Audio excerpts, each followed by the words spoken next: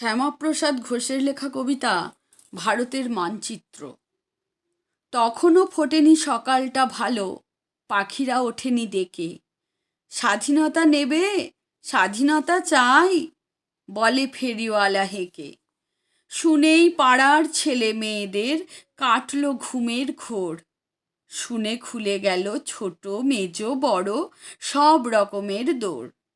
লালু ভোলা রিক টুলু মিলু নিতা সবাই বলল জোরে, দেখি গো কেমন স্বাধীনতা তুমি এনেছো এমন ভোরে। দেখি স্বাধীনতা দেখতে কেমন, ছোট নাকি খুব বড়। ফেরিওয়ালা বলে, দেখাবো আগে তো দেশের গানটা ধরো।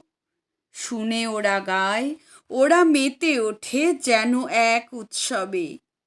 ভারত আবার জগত সভায় শ্রেষ্ঠ আসন লবে। তারপর বলে, দেখাও এবার স্বাধীনতা ফেরিওয়ালা। শুনে ফেরিওয়ালা কাঁধ থেকে নেয় তার কাপড়ের ঝোলা।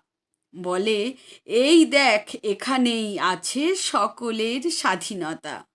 এখানেই আছে গান্ধী সুভাষ ক্ষুদিরাম প্রীতিলতা।